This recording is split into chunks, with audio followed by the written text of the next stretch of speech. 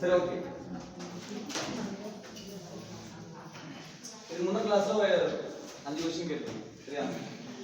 Question சொல்லுங்க என்ன question கேட்டு. ஃபர்ஸ்ட் क्वेश्चन LIC என்ன டேட் கேக்குறீங்க? LIC என்ன வருஷம் என்ன டேட்? LIC என்ன வருஷம் என்ன டேட்? ஃபர்ஸ்ட் क्वेश्चन வந்து LIC சம்பந்தமா ஒரு क्वेश्चन கேட்டிருக்கோம். என்ன ஆன்சர் இருக்கு? செப்டம்பர் 1 1956. சரி எல்லாம் தேடணும் அப்பதான் மறக்காது சரியா? செப்டம்பர் 1 1956 நிறைய டைம் ரிப்பீட்டடா क्वेश्चनல கேட்டிருக்காங்க.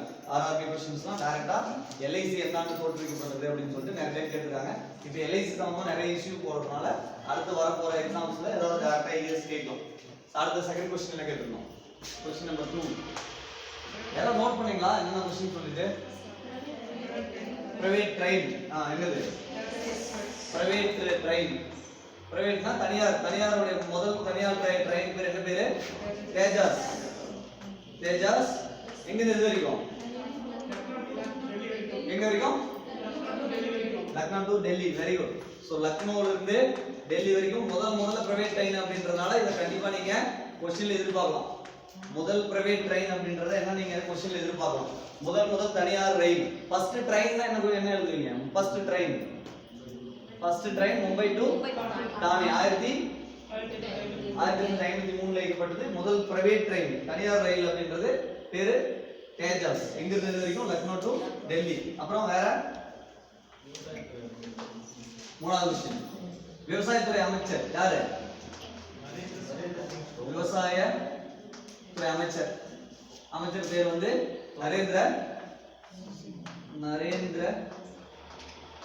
நரேந்திர சிங் வருதா? நரேந்திர சிங் தோமர். அந்த விவசாயத்துறை அமைச்சர் இங்க நமக்கு லிங்க் ஆகும். பிளானிங் கமிஷன் வராது, நிதி அமைப்பு பார்க்கறப்ப அங்க வரும். அடுத்து 4வது விஷயம்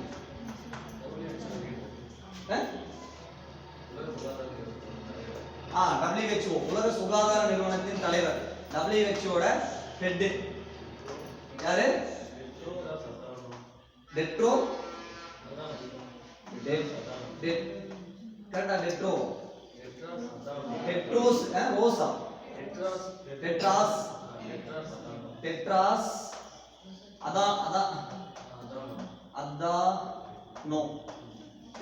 அதானோ. ஏன் அவ்வளவு சுகாதார இதை பத்தி நம்ம பேசணும் அப்படின்னா, நமக்கு கொரோனா வைரஸ் வந்து பெருந்தொற்று அப்படின்னு அறிவிச்சாங்க சரியா? பேண்டமிக் அப்படின்னு சொல்லி அறிவிச்சாங்க. மார்ச் என்ன டேட்? மார்ச் 11 அறிவிச்சாங்க. மார்ச் 25ல இருந்து முழு ஊரடங்கு அறிவிக்கப்பட்டது. 21 நாட்களுக்கு சொல்லிட்டு எக்ஸ்டெண்ட் பண்ணாங்க சரிங்களா? அதனால WHO ஓட மேஜரை பத்தி தெரிஞ்சுக்கணும் சரியா? சோ நம்ம கொரோனா வைரஸ்க்கு 2 தடுப்பூசி கண்டுபிடிச்சிட்டாங்க, போட்டுட்டு இருக்காங்க. என்னென்ன பேரு? கோவேக்சின் யார்? எந்த கம்பெனி? அடுத்து 4வது क्वेश्चन கோவேக்சின் கோவிஷீல்டு.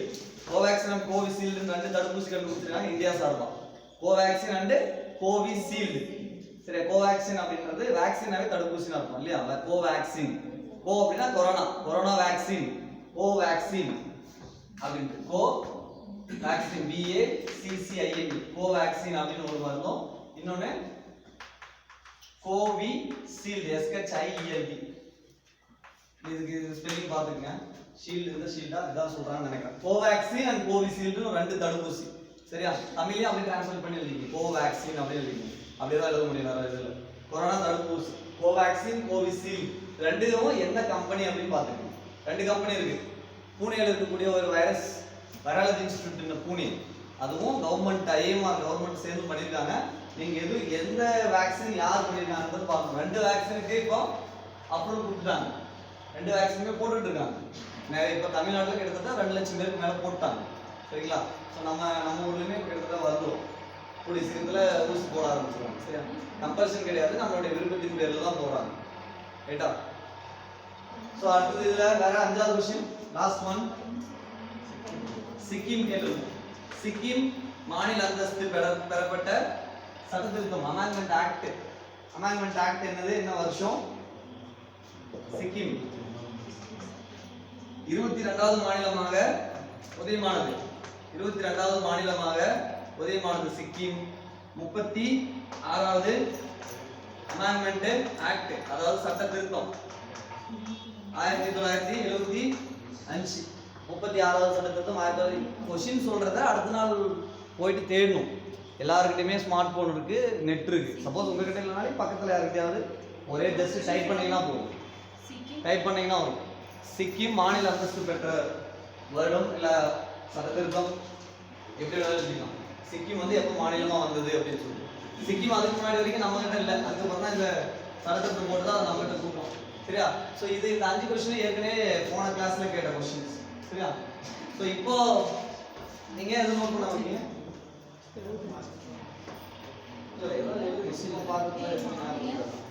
காதல வாங்காம வெளியே போனா எதுவுமே ஞாபகம் இருக்கு. இப்போ நானே இந்த கொஸ்டின் சொன்னா எனக்கு கொஞ்சம் கொஸ்டின் தான் எனக்கு ஞாபகம் இருக்கு. நீங்க எழுதுனதான் நீங்க சொல்றப்ப தான் எனக்கு தெரியுது. அப்போ எதுவுமே நம்ம ஏதாவது எழுதி வச்சாதான் யூஸ் ஆகும். கிளாஸ் வந்து காதல வாங்க அதுக்கப்புறம் வீட்டுக்கு போனோடனே மாட்டோம். எக்ஸாம் சொல்லிங்க எழுதுவீங்க. இப்போ 5 கொஸ்டினா கண்டிப்பா இருந்து ஏதாவது ஒரு இடத்துல கண்டிப்பா இங்க ஏதாவது ஒரு ரிஃப்ளெக்ட் ஆகும். இங்க எந்த எக்ஸாம்ஸ்லாம் கரெக்டாக சொல்ல முடியாது. சரி, ஓகே. இது வரைக்கும் பார்த்தது ஒரு 5 வகையான பிளான்ஸ் பார்த்தோம். Bombay plan, Gandhi plan, Sarvodaya plan அதெல்லாம் பார்த்தோம். சரி, அதுக்கப்புறம் 5 ஆண்டு திட்டங்கள் பார்த்தோம். அந்த 5 ஆண்டு திட்டங்கள் வந்து திட்டக்குழு. இது ஒரு அரசியலமைப்பு சாராத, இது என்னது? இதுல இன்னொரு பாயிண்ட் கூட எழுதிக்கலாம் போகும். இது என்ன? இது அரசியலமைப்பு சார்ந்ததா சாராதா? அரசியலமைப்பு சாராது.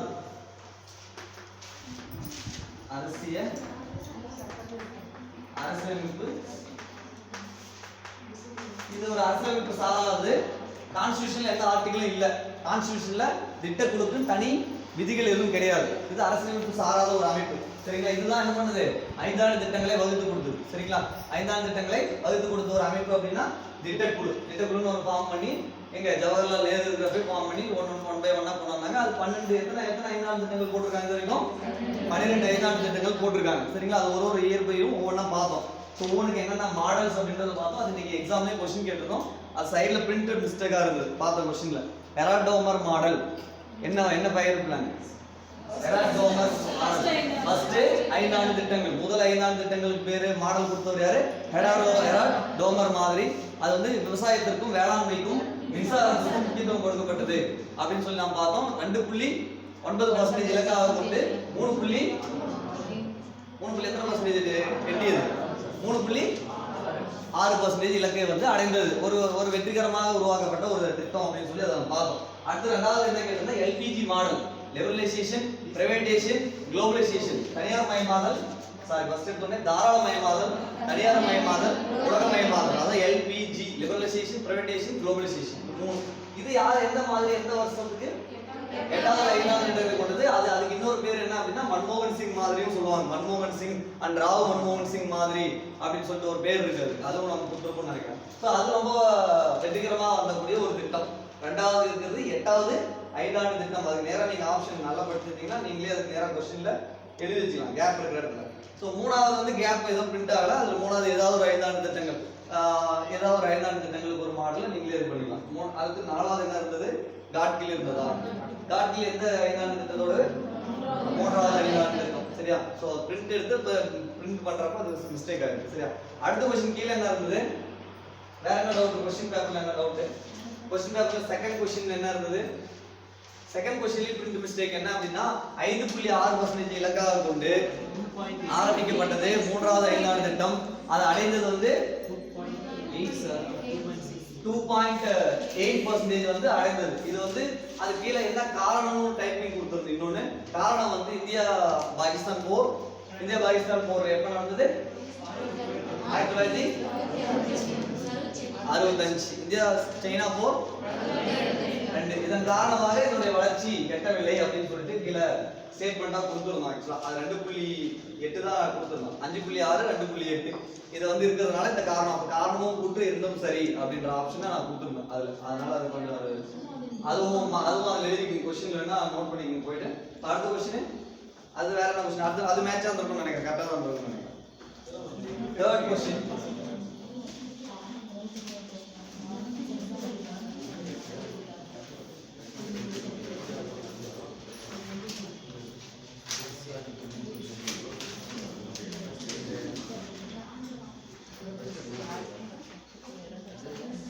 சரி. இது கூட்டும் காரணமும் சரி. 5.6 மற்றும் 2.8 அதுல வந்து காரணம் வந்து பாகிஸ்தான் போர் அண்ட் சைனா போர் அப்படின்னு சொல்லி கொடுத்துருக்கோம். கீழே இருக்கிறது வந்து பங்களாதேஷ் போர். கரெக்ட் தானே? 1971 பங்களாதேஷ் போர் கரெக்ட் தான். 1969 வங்கிகள் தேசிய மையம் கரெக்ட் தான். 1971 மன்னர் மாளிகை ஒழிப்பு அதுவும் கரெக்ட் தான். லாஸ்ட்ல இருக்கிறது வந்து என்ன வருஷம் வரும்? 1969 அப்படின்றத அங்க எழுதுன்னு கொடுத்துருக்கோம். MRTP act, monopolies restrictive trade practice, அதாவது ஏகபோத வர்த்தக தடை சட்டம். ஏகபோத வர்த்தக தடை சட்டம் அப்படின்றது தமிழ்ல, அங்க தமிழ்ல டிரான்ஸ்லேட் பண்ணி அங்க கொடுக்கல. MRTP ஆக்ட் மட்டும் தான் கொடுத்துருக்கோம். MRTP அப்படின்றது என்னன்னா monopoly restrictive trade practice act, இங்கிலீஷ்ல, தமிழ்ல ஏகபோத வர்த்தக தடை சட்டம். அது கொண்டாடக்கூடிய வருஷம் 1969. இதுதான் क्वेश्चन கொடுத்துறோம். இன்னொரு 2 क्वेश्चंस வேற இருக்கு, அத அப்புறம் அடுத்ததுல கூட நம்ம பாப்போம். சரியா? எது ஏப்பா பொகாரோ உங்களுக்கு கிளாஸ் வேலைக்கு கொடுக்கலாம். ஆனா நீங்க அத தான் மத்த மேட்ச் பண்ணீங்கன்னா அது ஆன்சர் எடுத்துக்கலாம். பொகாரோ வந்து கிளாஸ்ல கொடுக்கல. பொகாரோ ஆரம்பிக்கப்பட்டது, பொகாரோ எங்க இருக்குது? ஜார்க்கண்ட்ல இருக்கக்கூடியது. எந்த நாட்டு உதவியுடன் ஆரம்பிக்கப்பட்டது? ரஷ்யாவோட. நீங்க மத்தத மேட்ச் பண்ணிருந்தீங்கன்னா மேட்ச் ஆகும். ஃபர்ஸ்ட் 2 டைரக்டாவே கொடுத்துருங்க. ஃபர்ஸ்ட் 2 டைரக்டாவே கன்ஃபியூஸ் பண்றதுக்கு அப்படிதான் இருக்கும் ஆப்ஷன். 1 2 3 4 அப்படியே மேட்ச் ஆகும். ஃபர்ஸ்ட் எடுத்தோம் என்ன ஆப்ஷன் இருக்கு? ஃபர்ஸ்ட் क्वेश्चनக்கு ஃபர்ஸ்ட் சத்தீஸ்கர்ல இருக்கக்கூடியதா என்னது? சத்தீஸ்கர் ஒடிஷா. ரஷ்யாவோட கீழ இங்கிலாந்து ஆரம்பிக்கப்பட்டது. வெஸ்ட் பெங்கால் இருக்கக்கூடியது இங்கிலாந்தோட உதவி. தேர்ட் வந்து பொகாரோ ஜார்க்கண்ட் ரஷ்யா. கீழ லாஸ்ட் ஆப்ஷன் ரூகேலே ஜெர்மனி. சரியா? ஃபர்ஸ்ட் 2 1 2, அதுக்கு அப்புறம் அது ஆப்ஷன் கீழ இருக்க 2 மட்டும் ரிவர்ஸ் வரும். சரியா? 1 2 3 சாரி 4 3 1 2 4 3 அப்படிங்க ஆப்ஷன்ல அதுல வரல. அதை மாத்தி சொல்லிருந்தேன். சரியா? சோ மறுபடியும் போய் ரிவைஸ் பண்ணி பாருங்க. சரியா? எகனாமிக்ஸ் ரொம்ப சிலபஸ் ரொம்ப கம்மியான சிலபஸ் தான். ஃபர்ஸ்ட் இப்போ நம்ம திட்டக்குழுவும் நிதி ஆயோக்கும் பார்த்தோம்னா 3ல ஒரு பாகம் சிலபஸ் முடிஞ்சது. எவ்வளவு சிலபஸ் முடிஞ்சது? கிட்டத்தட்ட 30% சிலபஸ் மட்டும் வந்துட்டோம். இதுல இருந்து உள்ள எப்படிலாம் क्वेश्चंस கேட்பாங்க, இதை எப்படி நான் அண்டர்ஸ்டாண்ட் பண்ணிக்கிறேன் அப்படிங்கறத விஷயம். எகனாமிக்ஸ் ரொம்ப சிலபஸ் கம்மி, கான்செப்ட் கொஞ்சம் புரிஞ்சுக்கணும். இதுக்கு அப்புறம் ரிசர்வ் பேங்க் ஆஃப் இந்தியா அதெல்லாம் வரப்போ வந்து ஜெனரலா கான்செப்ட் இன்னைக்கு என்னன்னா டேட்டாஸ் இன்னைக்கு கொடுத்துருவேன். அடுத்த கிளாஸ்ல ரெப்போ ரேட் என்ன, ரிவர்ஸ் ரெப்போ ரேட் என்ன, நிதி கொள்கை என்னன்னா, பண கொள்கை என்னன்னா, அது எல்லாமே கதை மாதிரி கிளியரா காதுல வாங்கிக்கணும். எழுதி வச்சு மனப்பாடம் பண்றது எகனாமிக்ஸ் சப்ஜெக்ட்ல பண்ண முடியாது. பண்ணாலே क्वेश्चन ஆன்சர் பண்ண முடியாது. சரியா? முடிஞ்ச அளவுக்கு இந்த கிளாஸ் வரைக்கும் டேட்டாஸ் தான். இந்த கிளாஸ் மேக்ஸிமம் டேட்டாஸ் தான். அடுத்த கிளாஸ்ல சொல்ற விஷயத்தை முடிஞ்ச அளவுக்கு அதில் எப்படிலாம் புரிஞ்சுக்கணுமோ அந்த மாதிரி புரிஞ்சு நான் முடிஞ்ச அளவுக்கு உங்களுக்கு எப்படி புரிய வைக்க முடியுமோ அந்த மாதிரி நான் சொல்றேன். அது ஏதாவது டவுட்னா நீங்க கேட்கலாம். டேட்டாஸ் நிறைய எழுதி அதை மனப்பாடம் பண்ணி ஆன்சரா கொண்டு வர முடியாது. சரியா? நீங்க எகனாமிக்ஸ் இதுவரை புக்ல படிச்சிருப்பீங்க, ஆனா क्वेश्चन போய் ஆன்சர் பண்ண முடிஞ்சிருக்கா? டிஎன்பிசி क्वेश्चனோ மற்ற क्वेश्चन ஆன்சர் பண்ண முடியாது. டேட்டாஸ் டேட்டாஸ் வராது. அது வேற மாதிரி क्वेश्चंस எடுத்துப்பாங்க. சரியா? ஸோ அதனால இதுக்கப்புறம் வரது வந்து நான் உங்களுக்கு எந்த அளவுக்கு கிளியரா பண்ண முடியும் பண்ணிக்கலாம், ஒன்றும் பிரச்சனை இல்லை. சரியா? ஸோ இப்போ 12 ஐந்தாவது திட்டங்கள், அதனுடைய மாடல், அது எவ்வளவு பர்சன்டேஜ் வேரியேஷன்ஸ் எல்லாமே நம்ம ஆல்ரெடி முடிச்சிட்டோம். அதுக்கப்புறம் இருக்கக்கூடியது என்னன்னா சிலபஸ்ல இருக்கக்கூடியது திட்டக்குழுவும் நிதி ஆயோகம் சிலபஸ்ல இருக்கு. சரியா? ஸோ சிலபஸ்ல இருக்கக்கூடிய பிளானிங் கமிஷன் பத்தி நான் ஸ்டார்டிங்ல இருந்தே இதை திருப்பி பேசிட்டோம். இதை பத்தி நிறைய விஷயம் ஃபர்ஸ்ட் இருந்தே சொல்லிட்டே தான் வரோம். திட்டக்குழு தான் மெயின் காரணம். எதுக்கு? 5 திட்டங்களுக்கு காரணமாக வந்து திட்டக்குழு தான். சரியா? இதுல இருக்கக்கூடிய பாயிண்ட்ஸ் எப்படி எழுதுக்கலாம்னா, திட்டக்குழு தோற்றுவிக்கப்பட்ட நாள் அப்படின்னா மார்ச் 15 1950. இதுல இருந்து வேற என்ன மாதிரியான क्वेश्चंस எடுக்கலாம் அப்படின்ற மாதிரி எடுத்துக்கலாம். சோ அது வந்து கலைக்கப்பட்டது 15, அதாவது இது வந்து சுதந்திர தின அன்னைக்கு அவர் அறிவிக்கிறார். சுதந்திர தினம் இருக்கு இல்லையா? அப்போ மோடி அவர்கள் என்ன பண்றாரு? 2014 இந்த டேட்ல சாரி 8 போடல 4 போட்டேன். 15/8 ஆகஸ்ட் 15 அன்னைக்கு என்ன பண்றாரு? சொல்றாரு ஒரு ஸ்டேஜ்ல, அதாவது அந்த உரை கொடுப்பாரு இல்லையா, அந்த இடத்துல சொல்றாரு. இதோட வந்து என்ன பண்ணியாச்சு? திட்டக்குழு வந்து என்னாச்சு? கலைக்கப்பட்டது. திட்டக்குழு வந்து இந்த டேட்ல வந்து என்ன பண்ணிட்டாங்க? கலைக்கப்பட்டது அப்படின்னு சொல்லி அனௌன்ஸ் பண்ணிட்டாங்க. இது வந்து திட்டக்குழு ஆரம்பிக்கப்பட்ட நாள், அது தோற்றுவிக்கப்பட்ட நாள். அப்படியே எழுதிக்கங்க. அப்படியே சொல்லிட்டு வந்துடுறாங்க. இருக்கிறது அப்படியே உங்களுக்கு எக்ஸ்பிளைன் பண்ணிட்டு வந்தாங்க. திட்டக்குழு எவ்வளவு பாயிண்ட் இருக்கு. வேற நான் கரண்ட் அஃபேர்ஸ் ஓரியன்டா கரண்ட் அஃபேர்ஸ் நான் தான் உங்களுக்கு எடுப்பேன். டெய்லி நான் நியூஸ் பேப்பர் அப்டேட் பண்ணிட்டு தான் இருக்கேன். அதுல எக்கனாமிக்ஸ் ஓரியன்டா வரத வந்து உங்களுக்கு நான் கிளாஸ்ல அப்படியே சொல்லிடுறேன். சரியா? இப்போதைக்கு டேட்டாஸ் என்ன இருக்கோ அதை ஃபாலோ பண்ணிக்கலாம். அப்போ क्वेश्चंस என்னென்ன வருதோ அப்படியே அப்டேட் பண்ணிக்கலாம். ஓகேவா? சோ இது வந்து 15/8 இன்னைக்கு வந்து கலைக்கப்பட்டதுன்னு சொல்றாரு. எப்ப இந்த நிதி ஆயோகன்றது ஒன்று வருது. அது இது அடுத்த டாபிக் சொல்றேன். அதே மாதிரி அதுவும் டேட்டாஸ் இருக்கு, அது அடுத்த டாபிக் எழுதிக்கலாம். இதுக்கு தலைவர் யாரு? தலைவர் நமக்கு தெரிஞ்சதுதான். இது யாரு? பிரதமர் தான் தலைவர். சோ துணைத் தலைவர் யாரு? கேபினெட் மினிஸ்டர்ல கேபினெட்டுக்கு அமைச்சருக்கு இணையான தகுதி படுத்துறோம். கேபினெட் மினிஸ்டருக்கு இணையான தகுதி படுத்துறோம். இங்க வேணா எழுதிக்கங்க. இது ஏற்கனவே கொடுத்துருப்பேன் நினைக்கிறேன் இந்த டேட்டா. என்னது மாநிலங்களவையில் கேபினெட் மினிஸ்டர் கொஞ்சம் பேர் இருப்பாங்க, ஒரு 20 பேர் இருப்பாங்க. அவங்க தான் டிசைட் பண்ணுவாங்க எல்லாமே. அவங்க தான் எல்லாமே டிசைட் பண்ணுவாங்க. எல்லாத்தையும் ஒண்ணா கூடி ஆமா ஆமா அவங்க தான் எல்லாத்தையும் டிசைட் பண்றாங்க. பாராளுமன்றத்தின் தாய் அப்படின்னு ஒரு வார்த்தை யூஸ் பண்ணுவாங்க. பாராளுமன்றம் டிசைட் பண்றதுக்கு முன்னாடி மினிஸ்ட்ரி அவங்க மினிஸ்ட்ரி மோடி கவர்மெண்ட்ல மினிஸ்டர்ஸ்லாம் இருக்காங்கன்னு வச்சுங்க, இணை அமைச்சர் துணை அமைச்சர் அதெல்லாம் இருக்கும். அதெல்லாம் கிடையாது. கேபினெட்னா மெயின். ரயில்வே மினிஸ்டர்னா பியூஷ் கோயல் இருப்பாரு, ரயில்வேக்கு இணை அமைச்சர் இருப்பாரு, துணை அமைச்சர் இருப்பாரு. அவங்களாம் கேபினெட் மினிஸ்ட்ரி கிடையாது. மெயின் அவர் மட்டும். அவங்களாம் சேர்ந்து ஒரு மினிஸ்ட்ரி ஃபார்ம் பண்ணி இவங்க தான் முடிவு பண்ணுவாங்க. நாட்டுல இருந்து ஜிஎஸ்டி கொண்டு வரலாமா, இல்ல நாட்டுல இருந்து பிரைவேட் ட்ரெயின் கொண்டு வரலாமா, எல்லாமே டிசைட் பண்ணுவாங்க. அவங்க கேபினெட் மினிஸ்டர்ஸ். கேபினெட் மினிஸ்டர் கூடாத டைம்ல பாலிட்டி கேபினெட் மினிஸ்ட்ரி கூடாத பொழுது ஒரு மினிஸ்ட்ரி டிஸ்கஸ் பண்ணுவாங்க. அந்த மினிஸ்ட்ரிக்கு என்ன பேரு? படிச்சிருக்கீங்கன்னு நினைக்கிறேன். கிச்சன் கேபினெட் கேள்விப்பட்டிருக்கீங்களா? Kitchen cabinet. சைடுல क्वेश्चन எழுதிக்கீங்க. எத்தனை क्वेश्चन சொல்லிருக்கேன்? இது வரைக்கும் क्वेश्चन சொல்லலையா? இல்ல இது இல்ல, நீங்க தனியா எழுதணும். தனியா எழுத வேண்டியது. கோவேக்சின் கோவிஷீல்டு வந்து யாருக்கு கொடுத்தாங்க பாருங்க. First question. ரெண்டாவது क्वेश्चन கிச்சன் கேபினெட். கிச்சன் சாப்பாடு செய்றவங்க அந்த கிச்சன் தான். கிச்சன் கேபினெட் அப்படினா என்ன அப்படின்றது பார்ப்போம். அதுல எத்தனை பேர் மினிஸ்டர்ஸ் இருப்பாங்க? Kitchen cabinet. Kitchen he Sai kitchen அப்படி எழுதுங்க. ஒண்ணும் பிரச்சனை. கிச்சன் கேபினெட் அப்படினா என்னன்றது கூட பார்க்க தேவையில்ல. நீங்க கிச்சன் கேபினெட் சர்ச் பண்ணீங்கன்னா உங்களுக்கு டீடைல் கிடைக்கும். நெட்லயோ இல்ல புக்லயோ எங்கயாவது ஒரு இடத்துல படிக்கணும். क्वेश्चन டிஎன்பிஎஸ்சி கேட்டிருக்காங்க. கிச்சன் கேபினெட் எத்தனை அமைச்சர்களை கொண்டு உருவாக்கப்படும்? சரியா? கிச்சன்னா சாப்பாடு செய்யறோம். திடீர்னு ஏதாவதுன்னா அவங்க எல்லாம் சேர்ந்து ஒண்ணு கூடி ஒரு முடிவு பண்ணிக்கலாம்ன்ற மாதிரி. சரியா? அதுல எத்தனை மினிஸ்டர்ஸ் மட்டும் பாருங்க. கேபினெட் அமைச்சருக்கு தகுமான கேபினெட் அமைச்சர் இருக்கா இல்லையா, அவருக்கு இணையான தகுதி. கேபினெட் அமைச்சருக்கு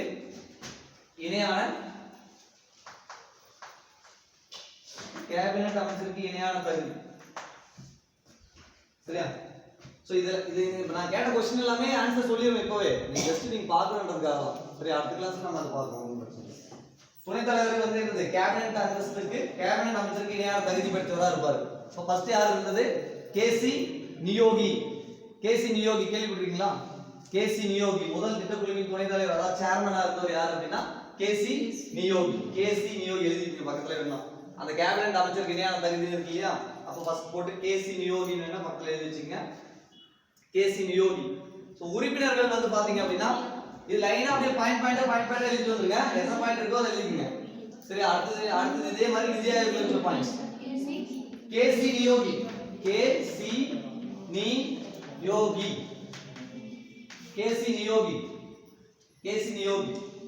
சோ அடுத்து இந்த பாயிண்ட் வந்து அடுத்த பாயிண்ட் உறுப்பினர்கள் வந்து 4 ல இருந்து 7 பேர் வரைக்கும் இருப்பாங்க. மெயினா இருக்கக்கூடியது மினிஸ்டர். 2 மினிஸ்டர் இருக்காங்க. 2 மினிஸ்டர்ல இடம் பெற்றிருக்காங்க. யார் அப்படின்னா ஒன்னு ஃபைனான்ஸ் மினிஸ்டர் நிதித்துறை அமைச்சர், இன்னொன்னு பிளானிங் மினிஸ்டர் திட்டத்துறை அமைச்சர். என்ன உறுப்பினர்கள் வந்து வேரியேஷன்ஸ் இருக்கு. 4 ல இருந்து 7 பேர் வரைக்கும் இருப்பாங்க. 4 ல இருந்து 7 பேர் வரைக்கும் திட்டக்குழுவோட உறுப்பினர் இருப்பாங்க. இதுல 2 உறுப்பினர்கள் யார்? என்னன்னா இதுல 2 உறுப்பினர் யாராவது பஸ் டைம் ஆச்சா அந்த மாதிரி இருக்கவங்க என்னது? அவங்க தான் கேபினெட் மினிஸ்டர் தான். இந்த மினிஸ்டர் இந்த உறுப்பினர்கள் எல்லாம் சேர்ந்து இதுல மெயின் வந்து கூடியது பிரதமர் தலைமையிலான குழு தான் உறுப்பினர் அந்த கொடுப்பாங்க. ஃபைனல் இதுல தேசிய வளர்ச்சி கவுன்சில் வெரி குட் அது ஒரு பாயிண்ட் இருக்கு. நான் சொல்றேன். திட்டக்குழு ஃபைனலா முடிவு பண்ணதுக்கு அப்புறம் எங்கன்னா நேஷனல் டெவலப்மென்ட் கவுன்சில் அப்படின்னு சொல்லி ஒண்ணு இருக்கு. கரெக்ட். அத நான் முடிச்சிட்டு அந்த பாயிண்ட்ஸ் எடுக்கலாம்னு பார்த்தேன். ஓகே. இதுல இந்த ஒரு அமைப்பு ஏற்படுத்துறாங்க. நேஷனல் டெவலப்மென்ட்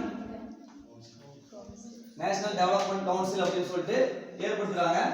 சோ வருஷம் இது 1952ல ஏற்படுத்தி இதுல மெயினா ஆக்சுவலா கேபினட் மினிஸ்ட்ரி வந்து ஒரு அப்ரூவல் கொடுத்து ஃபைனல் டிசிஷன் வந்துருவாங்க. அதுக்கப்புறம் அந்த நேஷனல் டெவலப்மெண்ட் கவுன்சில் அப்படின்றது வந்து அந்த ஒவ்வொரு மாநிலத்தில் இருக்கக்கூடிய முதலமைச்சர்கள்லாம் சேர்ந்து ஒரு குழு இருக்கும். அவங்க வந்து அதுக்கு வந்து அப்ரூவல் கொடுப்பாங்க, இறுதி அங்கீகாரம் கொடுத்து. அது வந்து ஆரம்பிக்கப்பட்ட வருஷம் 1952.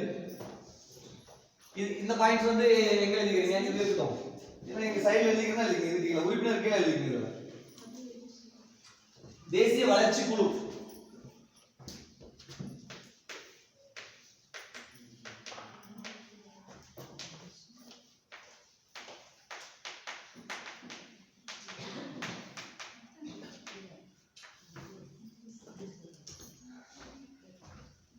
தேசிய வளர்ச்சி குழு அப்படின்றது நேஷனல் டெவலப்மெண்ட் கவுன்சில், NDC 1952 ஆரம்பிக்கப்பட்டது. இவங்க எல்லாம் ஃபைனலைஸ் பண்ணது, அவங்களுடைய அப்ரூவலும் அதுல இருக்கும். எல்லாம் சேர்ந்து தான் ஃபைனலா இதை இம்ப்ளிமெண்ட் பண்ண. ஆனா ஃபர்ஸ்ட் இது வந்து ஜஸ்ட் இவங்க சும்மா கேட்கறது தான். இவங்க அப்ரூவல் கொடுக்குறாங்க அப்படின்னா அது ஆக்சுவலா கான்செப்ட் படி அப்ரூவல் கொடுக்குறாங்க. பட் அவங்க கிட்ட எதுவும் கேட்கறது கிடையாது. நேஷனல் டெவலப்மெண்ட் கவுன்சில் வந்து பிரதமர் முடிவு பண்ணி கேபினட் அமைச்சர் அவங்க முடிவு பண்ணிட்டாங்க அப்படின்னா அதுதான் திட்டம். ஓகே, அது எழுதிட்டீங்களா? 6 பாயிண்ட் எழுதிட்டீங்களா? சார் அடுத்து பணிகள் எழுதி போடுங்க. இதுல என்னென்ன பணிகள் அப்படின்னு சொல்லிட்டு மேஜரா இருக்கிறத மட்டும் நோட் பண்ணுங்க, கொஞ்சம் வேகமா நோட் பண்ண போவோம். ஒரு 4-5 பணிகள் இருக்கு. பணிகளா செயல்முறைகள்.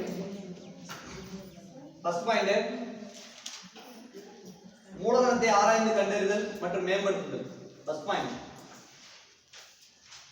பாயிண்ட் பணிகள் அல்லது செயல்முறைகள் ஹெட்டிங் போட்டுங்க. இது ஜெனரலான பாயிண்ட், ஒரு 6-7 பாயிண்ட் எழுதிக்கங்க. இங்க வந்து பணிகள் மற்றும் செயல்முறைகள் போட்டுங்க. பணிகள் அல்லது செயல்முறைகள், பணிகள் போட்டாலே ஓகே தான். மூலதனத்தை ஆராய்ந்து கண்டறிதல் மற்றும் மேம்படுத்துதல். மூலதனத்தை ஆராய்ந்து கண்டறிதல் மற்றும் மேம்படுத்துதல். மூலதனத்தை ஆராய்ந்து கண்டறிதல் மற்றும் மேம்படுத்துதல்.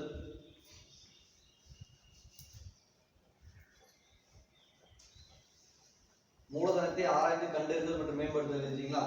அடுத்து பயனுள்ள வகையில் திட்டத்தை வகுத்தல். பயனுள்ள வகையில் திட்டத்தை வகுத்தல். பயனுள்ள வகையில் திட்டத்தை வகுத்தல். தேர்ட் பாயிண்ட் முன்னுரிமை வழங்குதல். முன்னுரிமை வழங்குதல். மூலதனத்தை ஆராய்ந்து கண்டறிதல் மேம்படுத்தல், பயனுள்ள வகையில் திட்டத்தை வகுத்தல், முன்னுரிமை வழங்குதல். 4வது பாயிண்ட் பொருளாதார மேம்பாட்டை மேம்படுத்துதல். பொருளாதார மேம்பாட்டை மேம்படுத்துதல். பொருளாதார மேம்பாட்டை மேம்படுத்துதல் மற்றும் தடைகளை நீக்குதல். பொருளாதார மேம்பாட்டை மேம்படுத்துதல் மற்றும் தடைகளை நீக்குதல். அடுத்து திட்டத்தை ஒவ்வொரு கட்டமாக செயல்படுத்துதல். திட்டத்தை ஒவ்வொரு கட்டமாக செயல்படுத்துதல். திட்டத்தை ஒவ்வொரு கட்டமாக செயல்படுத்துதல். இதுதான் நம்முடைய மேஜர் பணிகள் அல்லது செயல்முறைகள். பணிகள் அல்லது சோர்ஸ் எங்க இருக்குன்னு ஐடென்டிஃபை பண்ணணும், ரிசோர்ஸ் ஐடென்டிஃபை பண்ணணும். சரிங்களா? சோர்ஸ் எங்க இருக்குன்னு ஐடென்டிஃபை பண்ணணும். அடுத்து என்ன சொல்லிருக்கோம்? அடுத்த பாயிண்ட் மூலதனத்தை கண்டறிந்து பிரிச்சு கொடுங்க. அதுக்கப்புறம் செகண்ட் பாயிண்ட் பயனுள்ள வகையில் திட்டத்தை வகுக்கணும். அதுக்கப்புறம் முன்னுரிமை யாராருக்கு என்ன ஸ்டேட்டுக்கு என்ன தேவையோ அதுபடி பிரிச்சு கொடுக்கணும், முன்னுரிமை வழங்கணும். அதுக்கப்புறம்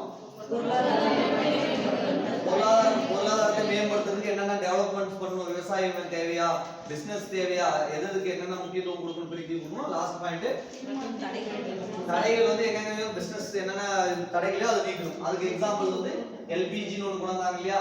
எல்பிஜி மாடல் 8வது 5ஆம் வகுப்பில் கொண்டு வந்தது, அதெல்லாம் ஒரு எக்ஸாம்பிள். சரிங்களா? ஸோ இதெல்லாம் இதனுடைய செயல்முறைகள். இந்த ஒர்க் தான் பண்ண போறாங்க அப்படின்னு சொல்லிட்டு ஆரம்பிச்சுப்பட்ட திட்டம். ஓகேவா? ஸோ பணிகள் இதுக்கு நிறைய பேர் இருக்கு, வேறு பெயர்கள் பிளானிங் கமிஷனுக்கு வேறு பெயர்கள் நிறைய இருக்கு. அது வந்து சூப்பர் கேபினெட் அப்படின்னு சொல்றாங்க.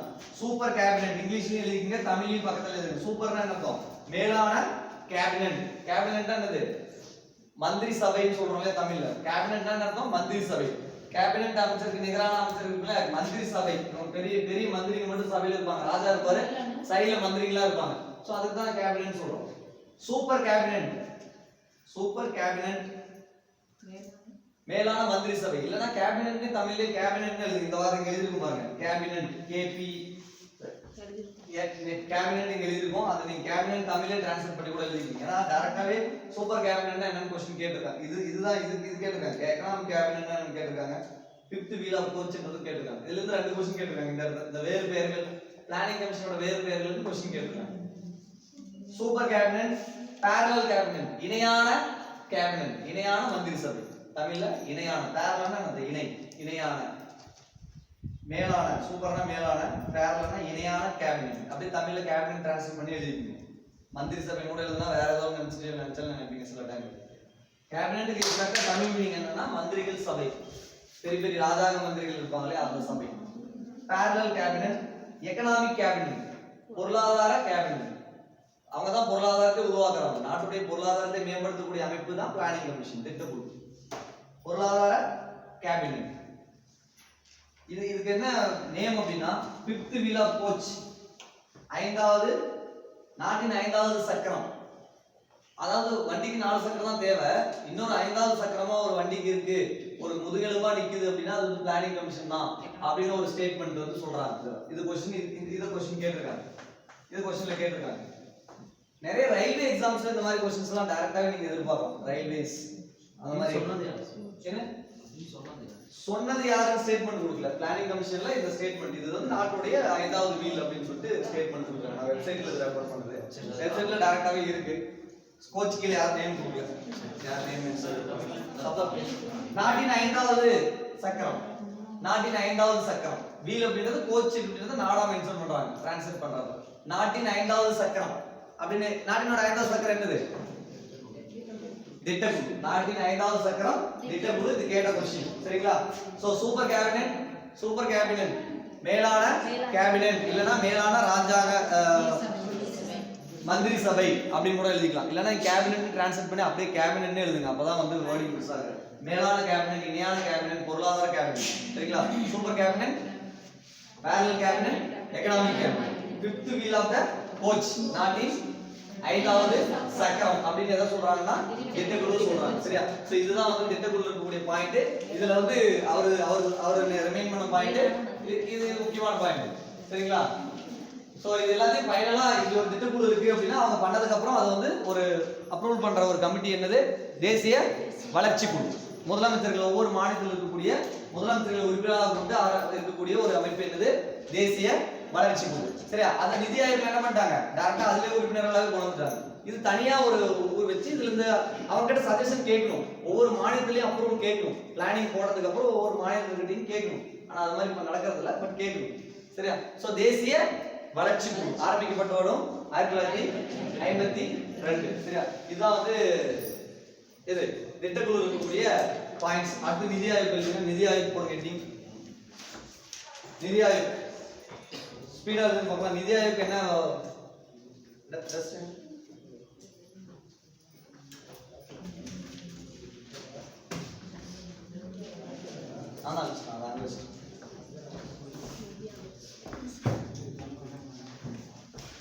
நிதி ஆயோக் ஏற்கனவே சொல்லியிருக்கோம்.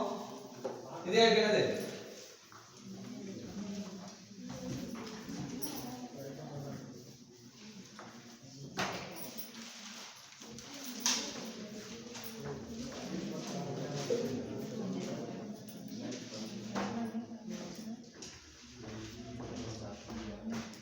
NITI நிதி, AYOG நிதி,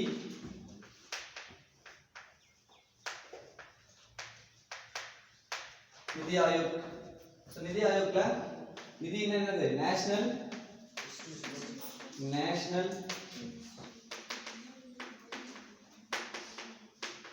இன்ஸ்டிடியூஷன் ஃபார்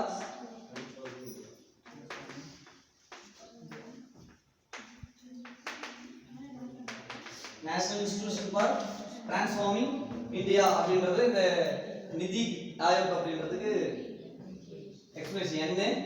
NITI இதனுடைய சுருக்கம் தான் நிதி ஆயோக். நிதி சரியா? நிதி அப்படின்றதுக்கு சுருக்கம் என்னது?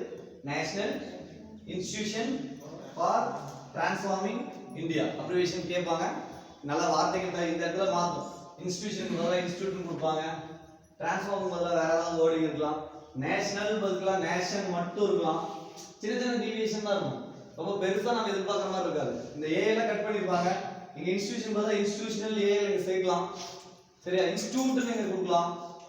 TITU institute. பார்த்தோன்னே இன்ஸ்டிடியூட் ரைட் தோணும் இல்லையா? National institution for transforming India. இதனுடைய சுருக்கம் அந்த ஃபர்ஸ்ட் லெட்டர் இருக்கு இல்லையா, அப்ரிவேஷன், அதுதான் வந்து என்னது நிதி ஆயோக் அப்படிங்கிறது. நிதியின் பேர் ஆயோக், அதனுடைய திட்டம். இது வந்து எப்ப தோற்றுவிக்கப்பட்ட நாள், வருடம்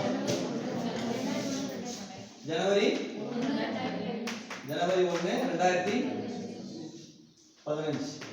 தோற்றுவிக்கப்பட்ட நாள் ஜனவரி 1 2015. இது ஒரு அமைப்பு வழி அமைப்பு. அதாவது அமைப்பு வழி அமைப்புனா என்ன அர்த்தம்னா, திட்டக்குழுல இருந்து அது மூலியமா அதை வந்து பேரை மாத்தி ஒரு அமைப்பா உருவாக்கப்பட்டதுனால அதுக்கு பேர் என்னது அமைப்பு வழி அமைப்பு.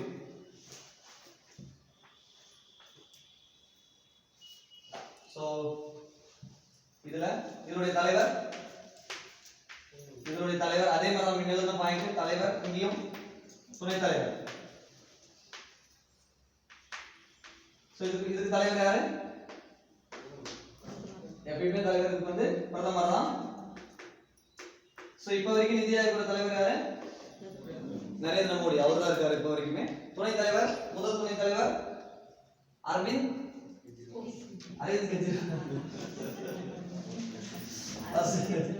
ஃபர்ஸ்ட் துணைத் தலைவர் யாரு? அரவிந்த். இது கேட்டிருக்காங்க, क्वेश्चन கேட்டிருக்காங்க. நிதி ஆயோக் என்ன ஆரம்பிச்சது இல்லையா, அதனால அரவிந்த் பணக்காரியா, பணக்காரர் இருக்கிறதுனால நிதி அப்படின்ற மாதிரி ஏதாவது ஞாபகம் வச்சுக்கோங்க, ஏதாவது லிங்க் பண்ணி பணக்காரர் நிதி ஆயோக் அந்த மாதிரி ஃபர்ஸ்ட். சோ செகண்ட் இப்ப இருக்கிறவர் ராஜீவ் குமார். தற்போது உள்ள துணைத் தலைவர்.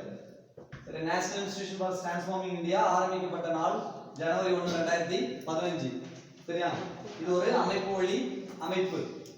இதனுடைய தலைவர் எப்போதுமே பிரதமர் தான்.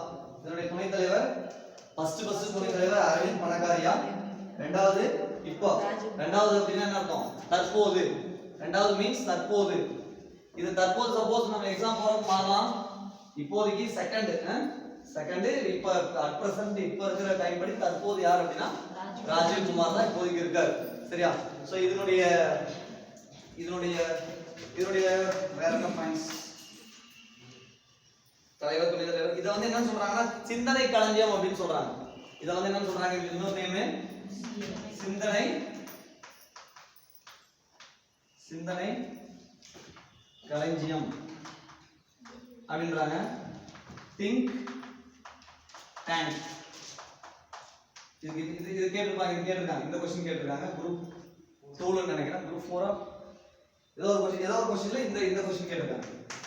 சிந்தனை களஞ்சியம் அழைக்கப்படுவது இது. அப்ப நாம அங்க 5th wheel of coach, அதாவது நாட்டின் 5வது சக்கரம் சொல்ற மாதிரி நிதி ஆயோக்கு என்ன பேர், இன்னொரு பேரு. இது வந்து ஒரு சிந்தனை களஞ்சியம். Think tank, TANK, think tank படி அப்படின்னு சொல்லுவாங்க. சிந்தனை களஞ்சியம், நாட்டினுடைய சிந்தனை களஞ்சியம் எது? நிதி ஆயோக். நாட்டினுடைய 5வது சக்கரம் எது? பிளானிங் கமிஷன், திட்டக்குழு அல்லது திட்டக்குழு. பிளானிங் கமிஷன் அப்புறம் அந்த பக்கம் என்னது ஃபினான்ஸ் கமிஷன் ஒன்று இருக்கு. சரியா? ரெண்டும் இது பண்ணிடக்கூடாது. சரியா? திட்டக்குழு இருக்கு, அதே மாதிரி அந்த பக்கம் நிதிக்குழு தண்ணீர் இருக்கு. ரெண்டும் மாத்திக்கணும். சரி, திங்க் டேங்க் படின்னு சொல்றாங்க. அதுக்கு போக வேற என்ன சொல்லியிருக்கோம்? தலைவர், துணைத் தலைவர் இருக்காரு. இதுல நிறைய பேர் இருக்காங்க. இதுல அது வந்து எத்தனை மினிஸ்டர் சொன்னோம்? 2 மினிஸ்டர் சொன்னோம் இல்லையா? இதுல வந்து 4 மினிஸ்டர் இருக்கு. என்ன மினிஸ்டர் எழுதிங்க? 4 மினிஸ்டர் இருக்காங்க. 4 மினிஸ்டர் யார் அப்படின்னா பாதுகாப்பு, விவசாயம், நிதி, உள்துறை. பாதுகாப்பு, விவசாயம், நிதி துறை அமைச்சர்கள் தனது பதவி வழியாக உறுப்பினராக இடம்பெறுகிறார்கள். டீடைலா எழுதுறதா எழுதிக்கணும். பாதுகாப்பு, விவசாயம், நிதி, உள்துறை. பாதுகாப்பு, விவசாயம், நிதி, உள்துறை. இந்த 4 மினிஸ்டரும் நிதி ஆயோக்ல உறுப்பினர்கள். சரிங்களா? சோ இப்போ இந்த 4 மினிஸ்டர் யாராலும் தெரியுமா? பாதுகாப்பு, விவசாயம், வேற சொல்லிருக்கோம், நிதி, உள்துறை. பாதுகாப்புக்கு யாரு? ராஜ்நாத் சிங். பாத்துருக்கோம் இல்லையா? பாதுகாப்பு மினிஸ்டர். இந்தியாவுடைய பாதுகாப்பு மினிஸ்டர் யாருங்க? ராஜ்நாத் சிங். சைடுல வேணா நோட் பண்ணிக்கங்க, தெரிஞ்சா விட்டுருங்க, ஒன்றும் ப்ராப்ளம் இல்லை. தெரிஞ்சுக்கணும் அப்படின்ற நேம் மட்டும் நோட் பண்ணிக்கங்க. பாதுகாப்புக்கு ராஜ்நாத் சிங். அதுக்கப்புறம் அடுத்த என்ன மினிஸ்டர்? விவசாயம். காலையில போர்டுல இருக்குன்னு நினைக்கிறேன். விவசாயம் எங்க அங்கே இருக்கு பாருங்க, நரேந்திர சிங் தோமர். அது நேற்று கிளாஸ் அன்னைக்கு கிளாஸே சொன்னேன், கண்டிப்பா நீ எங்கேயாவது ஒரு இடத்துல நமக்கு மறுபடியும் ரிஃப்ளெக்ட் ஆகும் நேம் அப்படின்னு சொல்லிட்டு. விவசாயத்துறை அமைச்சர் யாரு? நரேந்திர சிங் தோமர். இங்க 3வது கொஸ்டினா எழுதிருக்கும். விவசாயத்துறை அமைச்சர் யாருன்னு சொல்லிட்டு Narendra Singh Tomar. Forest guard exam எழுதுறப்ப ஃபாரஸ்ட் மினிஸ்டர் யாருன்னு கொஸ்டின் கேட்டாங்க. இந்தியாவுடைய ஃபாரஸ்ட் மினிஸ்டர் யாருன்னு கொஸ்டின் இருந்தது ஃபாரஸ்ட் கார்டு எக்ஸாம். சரிங்களா? அதனால மினிஸ்ட்ரிஸ் வந்து தெரிஞ்சுக்கிறது நல்லது. நீங்க டைரக்டா ஏதாவது ஒரு எக்ஸாம் யூஸ் ஆகும். எந்த எக்ஸாமே இந்த எக்ஸாம் எழுதக்கூடாதுல, எல்லா எக்ஸாமும் வரதெல்லாம் எழுதணும். அடுத்த மினிஸ்டர் யாருங்க? அடுத்தது நிதி. யாரு நமக்கு தெரியும்? நிர்மலா சீதாராமன். அதாவது நிதி நமக்கு தெரிஞ்சதா டைரக்டாவே. அடுத்து லாஸ்ட் உள்துறை. அதுவும் தெரிஞ்சதா யாரு? அமித்ஷா. சரிங்களா? அமித்ஷா தான் எதோட தலைவர்? பிஜேபியோட தலைவர். பிஜேபி அவர் யார் சொன்னாலும் அவர் தான் பிரதமர். பிஜேபியோட தலைவர் யாரு? ஜேபி நட்டா. தேசிய தலைவர். அமித்ஷா தான் கட்சியோட ஹெட். அது எப்படி சொல்றது? தலைமை, கட்சியோட நிர்வாகி அவர் தான். அவர் யார் சொல்றாரோ அவர் தான் பிரைம் மினிஸ்டர் அந்த மாதிரி. சரியா? ஜேபி நட்டா தேசிய தலைவர். அச்ரி ராஜாவும் தேசிய தலைவர் தான் வருது. அது நமக்கு அது ஓகே. பட் கட்சிக்குன்னு ஒரு ஹெட் அந்த மாதிரி. அவர் யாருன்னா அமித்ஷா. அவர் சொல்றவங்க தான் நாட்டோட பிரதமர். அமித்ஷாவும் மோடி தான் எல்லாமே டிசைட் பண்ணுவாங்க, என்ன பண்றது அப்படின்னு அவங்க தான் முடிவு பண்ணுவாங்க. அமித்ஷாலாம் கேபினெட் மினிஸ்டர்ல one of the major member.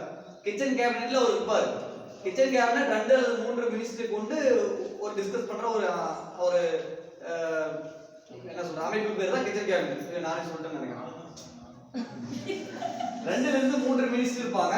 அவங்க வந்து ஏதாவது எமர்ஜென்சினா சேர்ந்து முடிவு பண்ணுவாங்க. இப்ப நாட்டுல வந்து இப்போ கொரோனா வந்து போகுது, திடீர்னு ஒரு 20 மினிஸ்டர் கூட்டு பண்ண முடியாது இல்லையா? சோ அவங்க 3 பேர் வந்து டிஸ்கஸ் பண்ணிக்குவாங்க. அதுக்கு பேர் திடீர் கூட்டம் போடுறதுக்கு பேர் கிச்சன் கேபினெட்னு அர்த்தம். எப்பயுமே பட்ஜெட் செய்யறதுக்கு கொடுக்கறதுக்கு முன்னாடி கேசரி கிண்டுவாங்க. பாத்துருக்கீங்களா இல்லையா? ஸ்வீட் கிண்டி தான் கொடுப்பாங்கப்பா. பாத்துருக்கீங்களா இல்லையா? அந்த பட்ஜெட் ப்ரிப்பேர் பண்றப்ப என்ன பண்ணுவாங்கன்னா எல்லாத்தையும் ஒரு வீட்டுக்குள்ள வச்சு கூட்டிடுவாங்க. மக்கள் போன் எதுவுமே அவங்க கொடுக்க மாட்டாங்க. அவங்க உள்ள ஒரு 10-15 நாள் இருப்பாங்க. வீட்டுக்கு எந்த கான்டாக்டுமே இருக்காது. சரியா? ஒரு லேண்ட்லைன் இருக்கும், அதுவே அவங்களே கூப்பிட்டு பேசலாம் மட்டும்தான். ஸோ அந்த 10 நாள் அந்த ரூம்குள்ள தான் அவங்க இருக்கணும். யாருக்கையும் வெளியே எந்த லீக் அவுட்டும் பண்ணக்கூடாது. பட்ஜெட் பிளானிங் ப்ரிப்பேர் பண்றப்ப அந்த 15 நாள் வீட்டுக்குள்ள யாருக்கும் எந்த கான்டாக்ட் இருக்காது. அவங்க உள்ள இருப்பாங்க, தேவையான வரும், சாப்பிட்டு அவங்க பாட்டு ஒர்க் பண்ணிட்டே தான் இருக்கணும். சரியா? எப்போ பட்ஜெட் வந்து பிரசன்ட் பண்ற வரைக்கும் வெளியே வரக்கூடாது. நிர்மலா சீதாராமன் ஸ்டேஜ்ல வந்து இந்த பட்ஜெட் இதுக்கு இவ்வளவு ஒதுக்கணும்னு சொல்லி முடிச்சதுக்கு அப்புறம் தான் அவங்கள லாக்ல இருந்து ரிலீஸ் பண்ணுவாங்க. சரிங்களா? ஏன் அப்படி பண்றாங்கன்னா, இங்க போயிட்டு உடனே போயிட்டு திட்டத்தை பத்தி வெளியே சொல்லிடக்கூடாது. இந்த திட்டம்லாம் போட்டிருக்கோம், கொரோனாவுக்கு இவ்வளவு ஒதுக்குறோம், கவர்மெண்ட் தமிழ்நாடுக்கு இவ்வளவு ஒதுக்குறோம், கேரளாவுக்கு இவ்வளவு ஒதுக்குறோம் அப்படிலாம் வெளியே போய் சொல்லிடக்கூடாதுன்றதுக்காக அந்த பிளானிங் முடிகிற பீரியட் வரைக்கும் அவங்க உள்ளதான் இருக்கணும். ஃபைனலா லாஸ்ட் நாள் என்ன பண்ணுவாங்கன்னா கேசரி கிட்டி எல்லாருக்கும் கொஞ்சம் கொடுத்து அப்புறமா பட்ஜெட் வந்து எட்டு வருவாங்க. சரியா? முதல் பட்ஜெட், அதாவது பேப்பர் இல்லாம தாக்கல் செய்யப்பட்ட முதல் பட்ஜெட் எந்த வருஷம்? 2020. சரியா? ஓகே. சோ வேற என்ன இதுல இருக்கக்கூடிய பாயிண்ட்ஸ் அப்படின்னு பார்த்தோமா, நிதி ஆயோக்ல இருக்கக்கூடியது தலைமையகம் CEO எழுதிங்க. CEO இங்கிலீஷ்ல தான் CEO, சீஃப் எக்ஸிகியூட்டிவ் ஆபீசர் சொல்றோம் இல்லையா? இல்ல இதுல பாயிண்ட்ஸ் தான்மா. தலைவர், துணைத் தலைவர், CEO அவரும் ஒன் ஆஃப் தி மெம்பர். அங்க ஃபர்ஸ்ட் CEO யார் அப்படினா சிந்து ஸ்ரீ குல்லார் ஃபர்ஸ்ட் CEO. இதுக்கு அப்ரிவேஷன் வேணுமா? அது சீஃப் எக்ஸிகியூட்டிவ் ஆபீசர். இது CEO, கூகுள் CEO யாரு? சுந்தர் பிச்சை. CEOன்றது நமக்கு ஃபெமிலியரா இருக்குன்றதால ஷார்ட்டா சொன்னாங்க. CEO அப்படின்றதுனா அது அவர்தான் தலைமை செயல் அதிகாரி. தமிழ்ல என்ன அர்த்தம்? தலைமை செயல் அதிகாரி. Chief executive officer. தலைமை சீஃப், எக்ஸிகியூட்டிவ் செயல், ஆபீசர் அதிகாரி. தமிழ்நாட்டின் தலைமை செயல் அதிகாரி யாரு?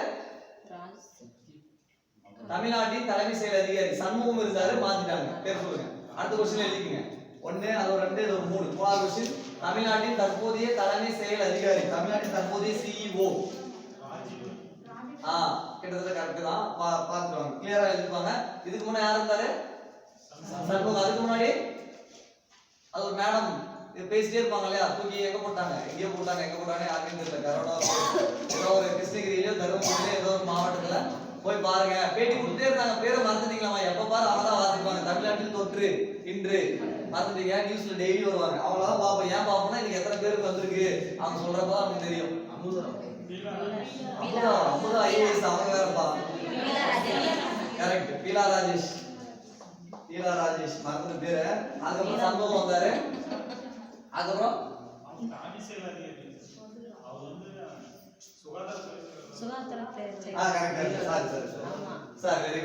சுகாதாரத்துறை செயலர், சுகாதாரத்துறையோட சிஇஓ, சுகாதாரத்துறைய தலைமை செயல் அதிகாரியா இருந்தாங்க. அதுக்கு பதிலா யார வந்து நியூஸ் வாசிப்பாங்கன்னு சொல்லிட்டாங்கன்னா சண்முகம் அவர் தான் சொல்லுவாருன்னு சொல்லிட்டாங்க. அதனால நான் ரெண்டு லிங்க் பண்ணிட்டேன். ஓகே, சுகாதாரத்துறையோட தலைமை செயல் அதிகாரியா இருந்தாங்க, சிஇஓ இருந்தாங்க. அதுக்கு பதிலா யார் இருக்குன்னு சொல்லிட்டாங்க. அதுக்கு பதிலா அந்த நியூஸ் சொல்றதுக்கு அவர் சண்முகத்தை சொல்ல சொல்லிட்டாங்க. சண்முகம்னா தமிழ்நாட்டுடைய தலைமை செயல் அதிகாரியை சொல்லுவாருன்னு சொல்லிட்டாங்க. அதுக்கு பதிலா இப்போ அவருக்கு அப்புறம் மாறின ஒரு சிஇஓ யாரு சொல்லுங்க? ராஜ். பாத்துக்கலாம் கொஞ்சம் கிளியரா நேம் எழுதி. சரி, இப்போ இதுக்கு சிஇஓ யார் சொன்னா? ஸ்ரீ சிந்து ஸ்ரீ குல்லார். சிந்து ஸ்ரீ குல்லார். கொஞ்சம் ஸ்பீடா இல்லைங்க. சிந்து ஸ்ரீ குல்லார். இப்போ தற்போது இருக்கிற சிஇஓ அமிதாப் காந்த். அமிதாப் காந்த். அமிதாப் காந்த். இதுல நிறைய பேர் மெம்பர்ஸ் இருக்காங்க. அமிதாப் காந்த், ரஜினிகாந்த் என்ற காந்த், அமிதாப் காந்த், குல்லார். அதுக்கு முன்னாடி வேற இல்ல ஃபர்ஸ்ட் எழுதிங்க. குல்லார், ஸ்ரீ குல்லார் என்ற நேம். சிந்து ஸ்ரீ குல்லார். சரியா? சோ இதுல யாரா இருப்பாங்க அப்படின்னா ஒரு ஹெட் இருக்காரு, 4 மினிஸ்டர் இருக்காங்க, அது போக ஒரு சிஇஓ இருக்காரு. அது போக இதுல யாரா இருப்பாங்கன்னா ஒவ்வொரு மாநிலத்தில் இருக்கக்கூடிய முதலமைச்சரும் இருப்பாங்க. ஒவ்வொரு மாநிலத்தோட முதலமைச்சர் உறுப்பினர்கள் கீழே எழுதிங்க. மாநில முதலமைச்சர்கள் மற்றும் மாநில துணைநிலை ஆளுநர்கள் இருப்பாங்க இல்லையா? அதாவது முதலமைச்சர்கள் இல்லாத மாநிலங்கள் எது? முதலமைச்சர்கள் இல்லாத மாநிலங்கள் மாநில முதலமைச்சர்கள் மற்றும் துணைநிலை ஆளுநர்கள். வேற இருக்காங்க. அது போக முழுநேர உறுப்பினர்கள் ஒரு 3 பேர் இருக்காங்க. பிளஸ் 3 முழுநேர உறுப்பினர்கள். இவ்வளவு டீடைலா தேவையில்லைன்னு நினைக்கிறேன். இருந்தாலும் எழுதிக்கங்க. ஏன்னா இப்ப கரண்ட்ல இருக்கிறதுனால எல்லாத்தையும் இப்ப எழுதிக்கங்க. 3 முழுநேர உறுப்பினர்கள். வேற இருக்காங்க 4 பேர். அது போக ஒரு சிறப்பு அழைப்பாளர்கள் இருப்பாங்க. பிளஸ் சிறப்பு அழைப்பாளர்கள் ஒரு 4 பேர் இருப்பாங்க. சிறப்பு அழைப்பாளர்கள் யாராவது மினிஸ்டர்ஸ் கூப்பிடுவாங்க, வேற யாராவது கூப்பிடுவாங்க. இவங்கலாம் அந்த மெம்பர்ஸ், அதுல நிதி ஆயோக்ல இருப்பாங்க. இவங்கலாம் சேர்ந்து என்ன பண்ணுவாங்க? முடிவு பண்ணுவாங்க. அங்க அப்ரூவல் கொடுக்கிறதுக்கு ஒரு என்டிசின்ற ஒரு அமைப்பு இல்ல, இதுவே இவங்களே முடிவு பண்ணி இவங்களே பண்ணுவாங்க. சரிங்களா? இது வந்து என்னவா அமைப்பு, என்னவா செயல்படுது? ஒரு சிந்தனை களஞ்சியமாக அமைப்பா செயல்படுகிறது. சிந்தனை களஞ்சியம், திங்க் டேங்க் பட்டி. அடுத்தது வேற முதல் கூட்டம் நடைபெற்ற நாள் 8/2/2015. முதல் கூட்டம் நடைபெற்ற நாள் 8/2/2015. முதல் கூட்டம் நடைபெற்ற நாள் 8/2/2015. 8/2/2015. அடுத்த ஹெட்டிங் போடுங்க. 7 தூண்கள், அதாவது 7 pillars. இதனுடைய குறிக்கோள்ன்ற மாதிரி 7 தூண்கள்.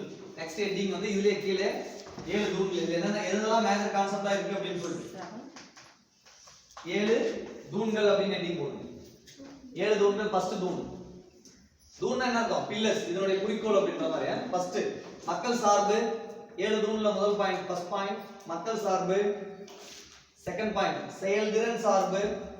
ஃபர்ஸ்ட் பாயிண்ட் மக்கள் சார்பு. இரண்டாவது செயல்திறன் சார்பு. மூன்றாவது பாயிண்ட் பங்கேற்பு. நாலாவது பாயிண்ட் மேம்பாடு. நான்காவது மேம்பாடு. ஐந்தாவது பாயிண்ட் அனைத்தையும் உள்ளடக்கியது. அனைத்தையும் உள்ளடக்கியது.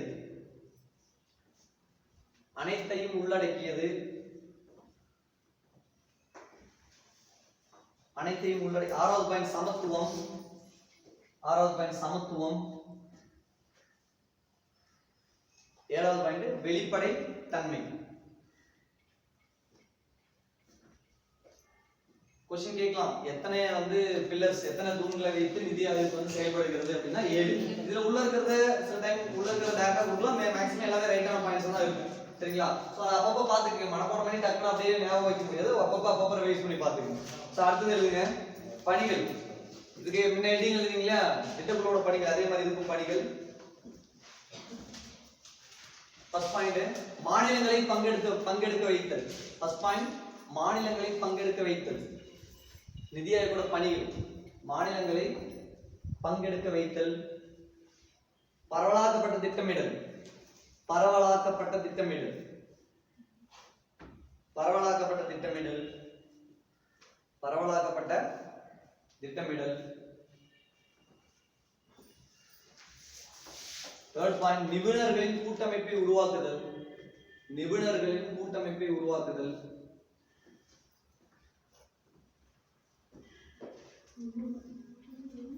நிபுணர்களின் கூட்டமைப்பை உருவாக்குதல். செகண்ட் பாயிண்ட் வந்து பரவலாக்கப்பட்ட திட்டமிடல். மூணாவது பாயிண்ட் வந்து நிபுணர்களின் கூட்டமைப்பை உருவாக்குதல். நாலாவது பாயிண்ட் வந்து சச்சரவு தீர்த்தல். சச்சரவு, சண்டை சச்சரவு சொல்றோம்ல, அந்த சச்சரவை தீர்த்தல். இல்ல பிரச்சனைகளை தீர்த்தல் கூட கொடுக்கலாம். சச்சரவை தீர்த்தல் தான் எப்படி இருந்தது அப்படியே கூட நோக்குங்க. உள்நாட்டு ஆலோசனை வழங்குதல், உள்நாட்டு ஆலோசனை வழங்குதல். வெளி உலக தொடர்பை ஒருங்கிணைத்தல், வெளி உலக தொடர்பை ஒருங்கிணைத்தல். இதுதான் அதனுடைய மேஜர் பாயிண்ட். இது போக வேற ஏதாவது நிதி ஆயோக்ல பாயிண்ட்ஸ் இருந்தா நான் ஃபர்தர் கிளாஸ்ல ஒன் பை ஒன் வேற ஏதாவது நியூஸ் பேப்பர்ல அப்டேட் ஆகிறப்ப வேற ஏதாவது இருந்தா நான் அப்பப்போ நான் உங்களுக்கு சொல்றேன். क्वेश्चंस ஏதாவது இருந்தாலும் பார்த்துக்கலாம். ஓகேவா? சோ நிதி ஆயோக் அண்ட் டேட்டா குழு ரெண்டும், இந்த ரெண்டுக்கு கம்பேரிசன் ஏதாவது சொல்லுங்க பார்க்கலாம். சோ क्वेश्चन கேக்குறேன், டக்கு क्वेश्चन கேக்குறேன். தோற்றுவிக்கப்பட்ட நாள் பிளானிங் திட்ட குழு நிதி ஆயோக். டேட் சொல்லுங்க.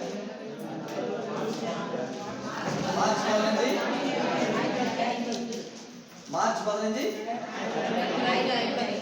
2015 கேக்குது. 1950 திட்ட குழு உருவாக்கப்பட்டது. அதே நிதி ஆயோக் உருவாக்கப்பட்டது திட்ட குழு கலைக்கப்பட்டது 15/4 எழுதிட்டு அதேதான் 15/8/2014. நிதி ஆயோக் கலைக்கப்பட்டது, நிதி ஆயோக் கலைக்கப்படல. டக்கு டேட் வரக்கூடாது. நிதி ஆயோக் வந்து இப்பதான் உருவாக்கி இருக்காங்க, அதை கலைக்க மாட்டாங்க. பர்மனன்ட்டாக இருக்கக்கூடிய ஒரு மெம்பர்ஸ். சரியா? எத்தனை காலங்கள் திட்டக்குழுக்கு? எத்தனை காலம்? காலம் பீரியட் 5 வருடங்கள். நிதி ஆயோக்கு காலம் 5 வருடங்களும் கிடையாது. நிதி ஆயோக்கு இயர்லி அப்டேட் ஆகும். மேக்ஸிமம் இயர் சொன்னா 15 வருஷம். சரியா? 15 ஆண்டுகள். சப்போஸ் எங்கயாவது 15 வருஷம் பாத்தீங்கன்னா சரியா, 15 ரொம்ப லாங் பீரியட் வச்சு தான் கோல் அச்சீவ் பண்ணுவாங்க. ஆனா இயர்லி அப்பப்போ பிளானிங் அந்த அப்போதைக்கு தகுந்த மாதிரி பார்த்துட்டே இருப்பாங்க. சரியா? ரைட். சோ இது அரசியலமைப்பு சார்ந்ததா சாராததா? ரெண்டுமே அரசியலமைப்பு சாராததான். எங்கேயுமே கான்ஸ்டிடியூஷன்ல எங்கேயுமே கிடையாது. ஓகேவா? சோ இதுக்கு ரெண்டுக்கு தலைவர் யாரு? ரெண்டுக்குமே தலைவர் தான். இது நிதி ஆயோகோட துணைத் தலைவர், தற்போது உள்ள துணைத் தலைவர் ராஜீவ் குமார். ஃபர்ஸ்ட் துணைத் தலைவர் அரவிந்த் பனகாரி. சோ இதுல வந்து ரெண்டுக்கு இருக்கக்கூடிய கம்பேரிசன். ஓகேவா? சோ டைம் எவ்வளவு இருக்கு? 5:15. எவ்வளவு நேரம் இருப்பீங்க? வேற ஏதாவது போணுமா?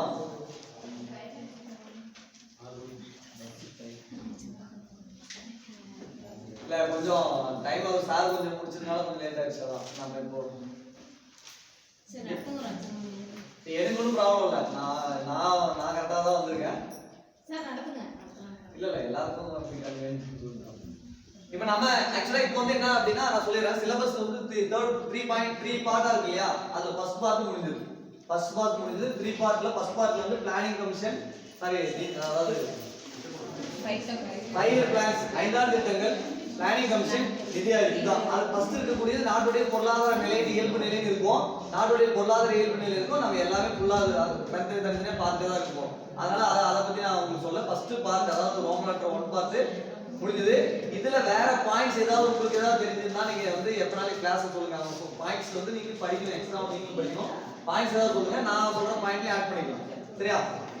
நெக்ஸ்ட் ஹெட்டிங் நெக்ஸ்ட் என்ன பண்ண போறோம் அப்படின்னா ரிசர்வ் பேங்க் ஆஃப் இந்தியாவை பத்தி எடுக்க போறோம். ரிசர்வ் பேங்க் ஆஃப் இந்தியாவை பத்தி இருக்கக்கூடிய டேட்டாஸ் வந்து ஒரு half an hour எழுதுற மாதிரி இருக்கும். இன்னைக்கு அந்த டேட்டாஸ் நான் கொடுத்ததுனால நான் கொடுக்குறேன். ஒன்றும் ப்ராப்ளம் இல்லை. பேங்க்ஸ் என்னென்ன இருந்தது, என்னென்ன பேங்க் எப்போ ஆரம்பிச்சாங்க, ரிசர்வ் பேங்க் ஆஃப் இந்தியா என்ன ஆக்ட் எந்த வருஷம் வந்துச்சு, எப்போ நாட்டுடைய ஆச்சு, அந்த மாதிரி சில டேட்டாஸ் இருக்கு. சரி, என்னென்ன பேங்க் ஆர்ஜினேட் ஃபர்ஸ்ட்ல இருந்தது அப்படின்னு. அதுக்கப்புறம் நிதி கொள்கை, பண கொள்கை, repo rate, reverse repo rate, இதெல்லாம் ரொம்ப முக்கியமான ஏரியா. சரியா? இதெல்லாம் அடுத்த கிளாஸ்ல அந்த ஹெட்டிங் படி தனித்தனியா பார்க்கலாம். சரியா? சோ இன்னைக்கு போதும்னு நினைக்கிறேன். ஓகேவா? இல்ல நீங்க என்ன நினைக்கிறீங்க? சரி ஓகே. இப்போ யாராவது பஸ் போகணும் எங்க வெளியே போற கேட்குங்க உங்களுக்கு வந்து அவைலபிலிட்டி இல்ல லேட்டா போனா ரொம்ப இதா இருக்கும் அந்த மாதிரி 1 2 3 4 5 6 7 8 சரி அப்போ ஓகே நிறைய பேர் கை தூக்கிங்க. சரிப்பா எனக்கு இது போதும். அடுத்த கிளாஸ்ல நெக்ஸ்ட் கிளாஸ்ல பேங்க் பத்தி படிங்க. பேங்க் பத்தி இருக்குன்னா நீங்க பேங்க் பத்தி நீங்களும் பார்த்து வாங்க, டிஸ்கஸ் பண்ணி போவோம். சரியா? நல்லா படிச்சுட்டு வாங்க. நெக்ஸ்ட் கிளாஸ் எக்ஸாம்ல திட்டக்குழு பத்தி நிதி ஆயோக் பத்தியும் பழசுல இருந்து நான் கொஸ்டின் கலந்து கொடுங்க. சரியா? சரி ஓகே.